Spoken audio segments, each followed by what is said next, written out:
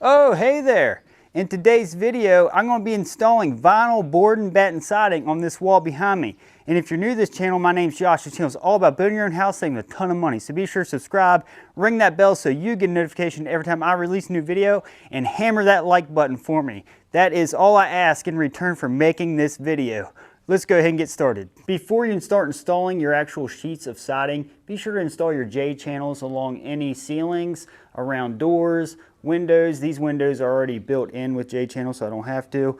Any lighting J blocks, any E blocks, any J channel that's going to go around porches, so that way you don't have to stop in the middle of running the siding to extend out the J channel. And you also have inside corners and you have outside corners you got to do as well. To give you the best look, it's important to have a even break from one end to the wall to the other. As you can see, we got about 3 inches here and 3 inches here. So the best way to do that, you got to get a batt in the center of a wall.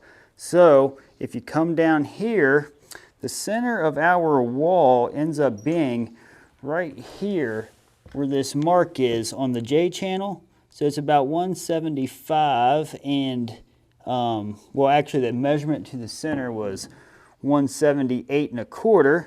So this board and batten siding covers 7 inches at a time. So in order for 7 inches to go in 178 1/4 evenly, it ends up being 175.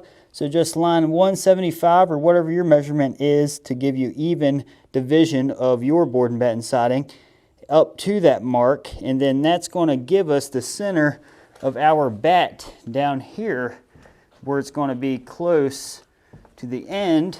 So if your tape's ending right here, just take a scrap piece of your board and batten siding, line it up in the center of the tape measure end, and then the measurement between here and here is going to be our starter, allowing for the lip as well.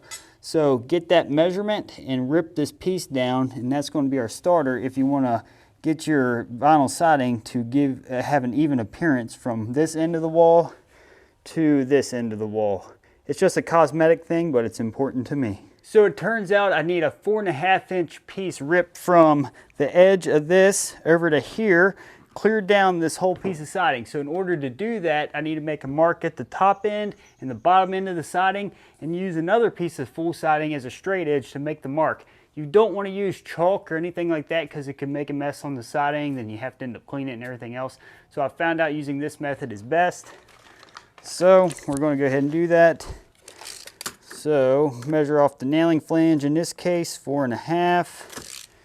Then come down here to this end, do the same thing. Now just take a full piece of your siding and use it, like I said, as a straight edge. And all you gotta do is hold the piece down firmly so it doesn't move on you and make your mark.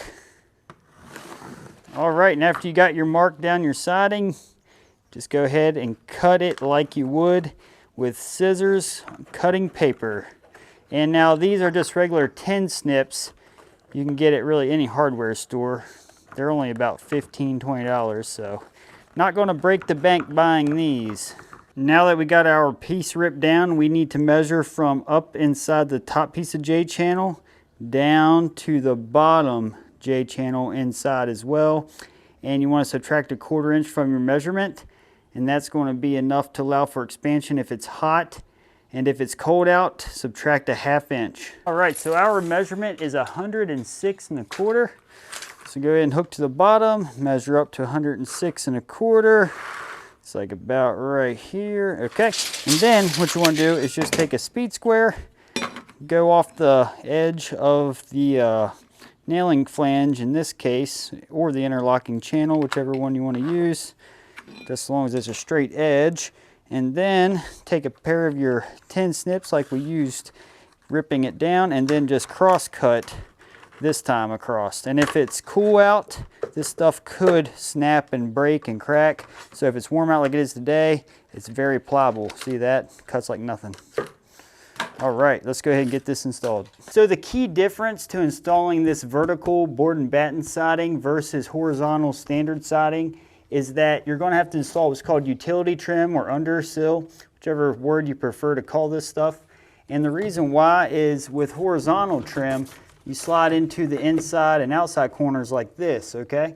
But this is going to be running vertically, so you're going to have a trim on the inside of here to interlock into like this, so that way it gives you a nice solid finish and it helps keep that end from flapping around when it's windy. So we're going to go ahead and install this utility trim now before we install that piece that we just cut down. Okay, in order to do this, it's very simple. Just slide it into your inside or outside corner and then tuck it into the back of it and go ahead and nail it right into place using these 1¼ inch roofing galvanized nails. So we have it where we want it, and just take your hammer, and if you're wondering how far back to put it in, you just slide it in till it stops. Okay, no use to space this in the back.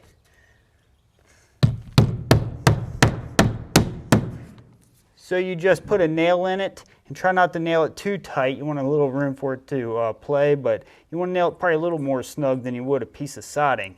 So after you get this nailed off every 10 to 16 inches, just go ahead and install your next starter piece. After I get it slid into place, I like to check the top, bottom, and middle to make sure we're gapped evenly, because now's the time to adjust it a little bit if you need to, because this is almost like the starter strip at the bottom of horizontal siding. So very important to get this first piece straight and level.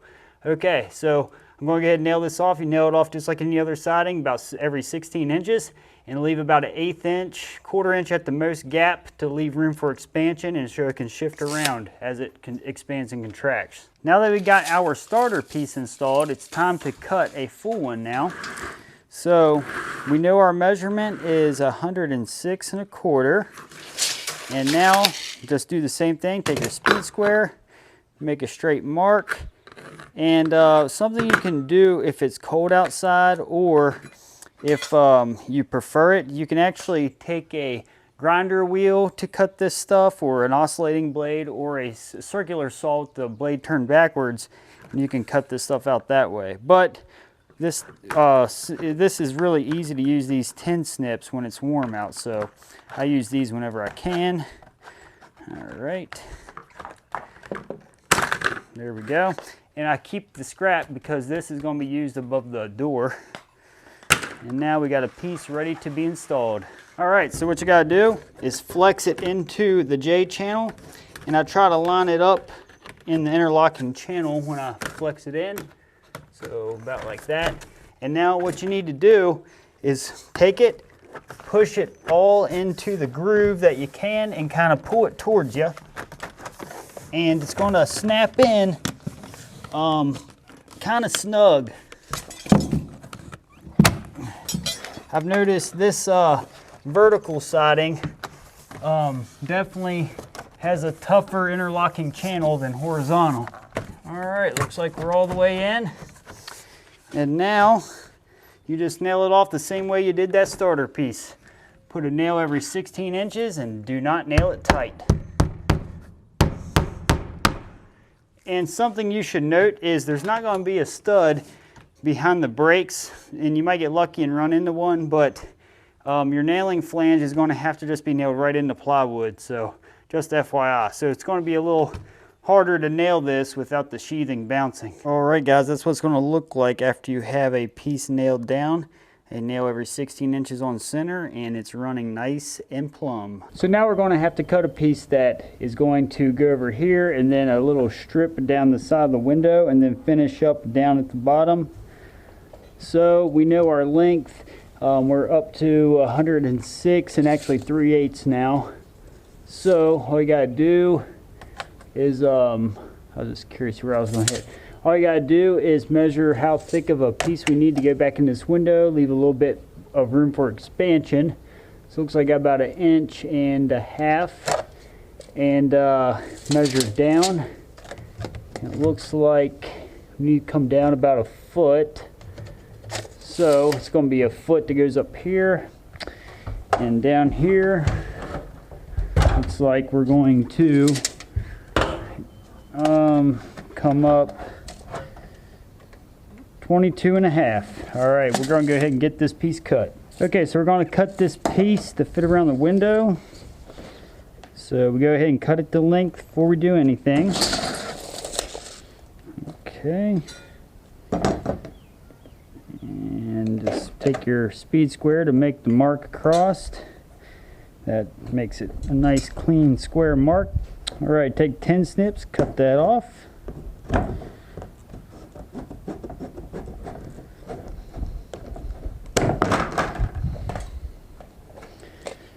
Okay, now we know this is the top here, so we said come down about a foot. All right, and that 1.5 inches is actually just right along that batten piece. So we know this needs to cut out right here. Then down here, come up 22.5. So like that. Now we're going to flip the siding around like this so we can cut this out easy.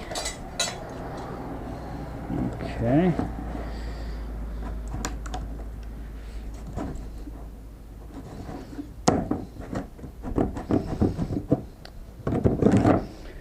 All right. Cut this side out.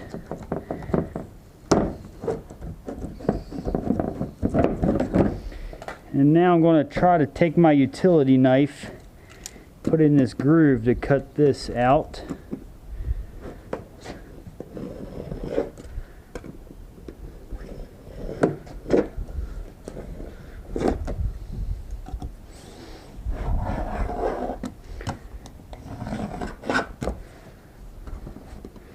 And there's not too many times when you're using vinyl siding you can actually do this.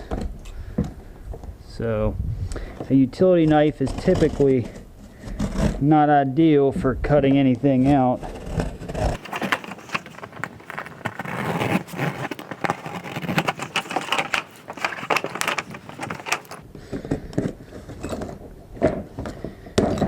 Okay. All right, this is our wonky piece that we're going to get ready to install. This ought to be interesting to snap in.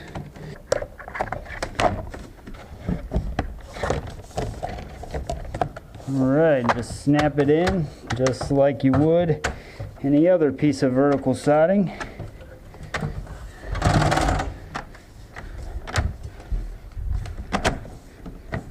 All right, that actually looks really nice. There is nothing wrong with that. And then you just nail it like normal.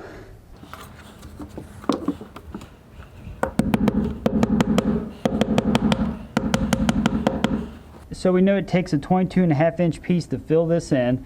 So I'm going to go ahead and cut a few of them, at least enough to get past this E block, and I'm going to show you how I cut around that. And let's go ahead and do it. All right, I'm just going to slide this in here like this. So that way I can just take my square here and mark where I need to cut at. Okay, there's that. And I'm going to go ahead and let it drop down or above the box a little bit to allow for my expansion. Okay.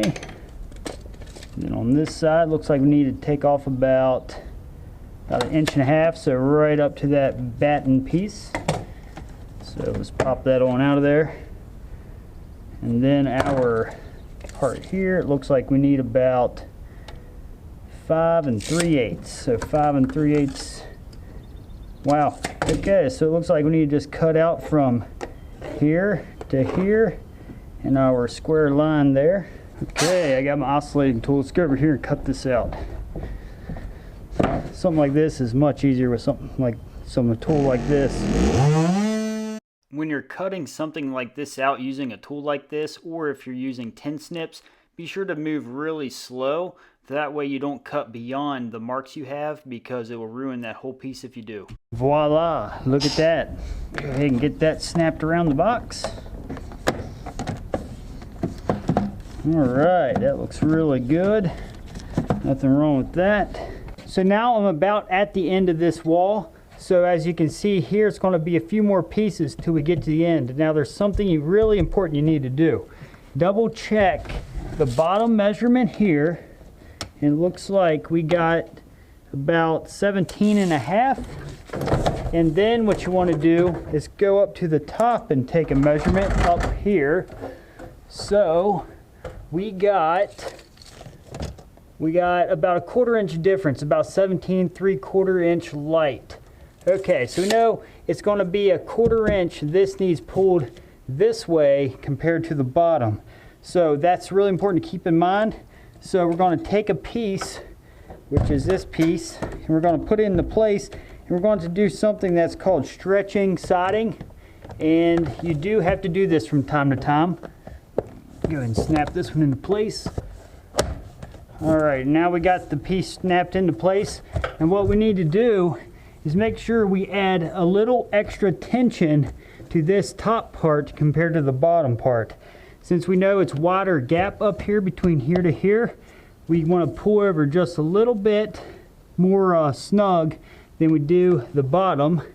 And that way it's going to help fill this in more and keep that from going in as far.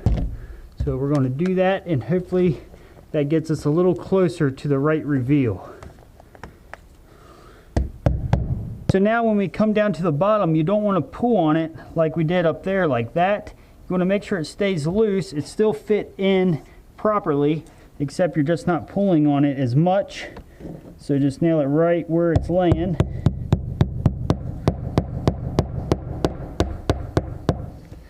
Okay, so now we're going to check a measurement here.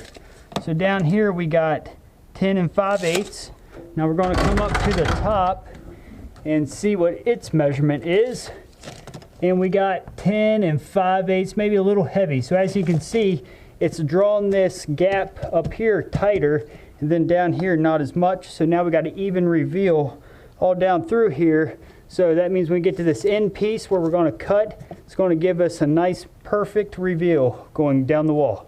So just something to watch for when you're finishing up a wall. All right, now we're down to the last piece that needs ripped down. And to get this measurement, just butt it right up against the utility trim. Looks like we got 3 3/4. Add 3/8 of an inch, so we'll get 4 1/8. Already got it ripped down right here. So nothing holds this in except for the utility trim and this interlocking channel. So there are no nails holding it directly into place, just so you know. So to put this in, you just line up the utility trim and snap it in at the same time. So it can give you a fit sometimes, but it's usually not too bad. Okay. Now after you've done one, you'll get the hang of it. All right, so that is the final piece that is going to finish this wall, and as you can see, it looks really nice down through there. Really, really clean and crisp. This turned out to be a beautiful accent on this house. This vertical siding is definitely what it needed to help spice up the outside. I like the way it broke out even around the windows and doors, and I don't think I could have got a better job done on it, and I am very thankful for that. If you have any questions or comments about this project, be sure to ask them in the comment section below, and I'll get to them as soon as possible.